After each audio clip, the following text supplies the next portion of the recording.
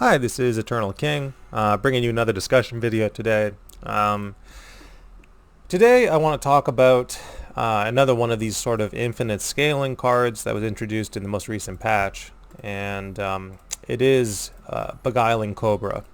So I'll show you the card. So Beguiling Cobra, basically, when combined with a 3 mana landmark, essentially can be as big as you want it to be. And I'll show you the landmark as well. And, we've talked a lot about the Shadow Isles card, but I wanted to refocus on another infinite scaling deck that's doing really well, outside of, any sort of champion support. And again, it's funny for me to say champion support, when traditionally LOR is a game that is all about champions, and in fact, it's the followers that are supposed to support the champions. So, I've seen the way this deck works. Essentially, when you play Beguiling Cobra, you get a board full of Cobras, and, their stats are as big as you want them to be, which, again, is a kind of a common discussion trend we've had. And right now, there is a version with Ionia support cards, essentially just tempo deniers, stuns, recalls, counterspells, things like that. And then the entire deck is just focused on getting this combo off, which is, going, 5-6 wide with Cobras that are massive and can never be beaten by a mid-range deck. What is Swain supposed to do against a board full of Cobras and counterspells and stuns? Nothing, apparently, because again, Swain is going to be a card that is at negative 50%. Beguiling Cobra is a deck with 0 champions that is currently at 53%. And this is the issue. This is the issue where we are seeing these sort of alarming deck trends in LOR, where increasingly it is these degenerate style of decks that are winning and doing well in the game. We've talked about the 2-mana cyclers. We've talked about Fiora coming back into the fray to counter the cyclers. We've talked about Lurk and Standard. But what we're not seeing is, this text matter on any of these cards, right? Like, what is Azir Aurelia supposed to do into a board full of Cobras? They summon, the whole deck summons Blades, which are 1/1s. But in LOR now, you can have a board full of infinite scaling creatures. Like, what are you going to want? Like an 8/13? A bunch of huge snakes? Or are you going to want some 1/1 Blades that you just literally built an entire deck around so you can have that? What a joke.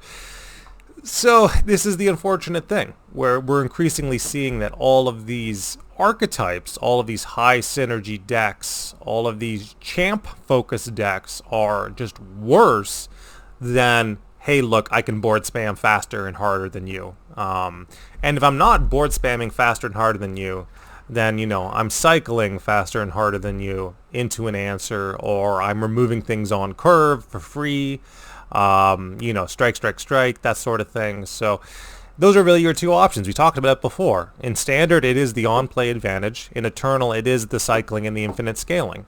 And, those are your two options. And then there are the things that beat that beat the cycling, which is the Fiora right now. So she's overperforming just because the meta is so one-dimensional that she can just absolutely clean house. There's a lot of counters for Fiora, but just none of them are good right now because of the way the format is set up.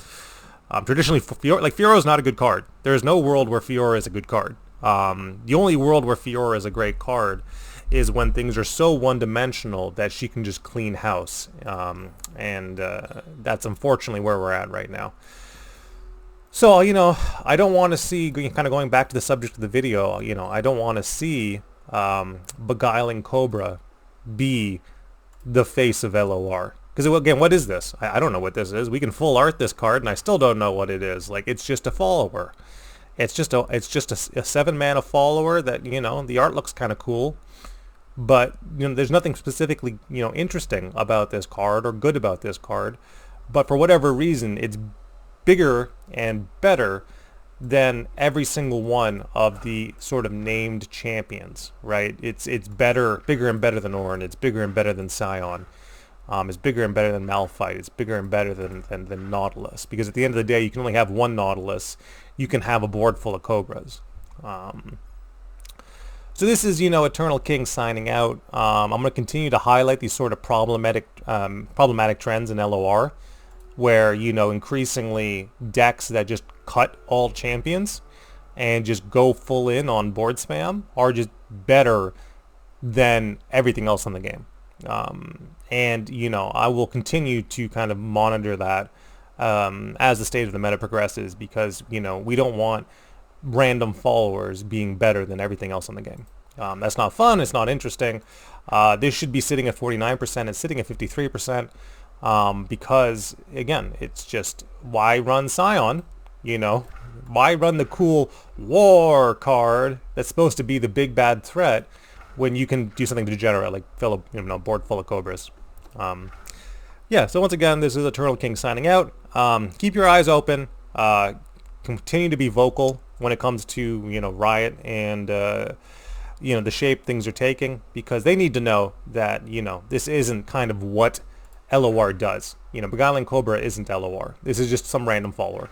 It'd be like if, Ancient Yeti was like the best card in the game, just for no reason. Like no particular reason, it just is. All of a sudden, this just said I win game on it. I can be as big as I want.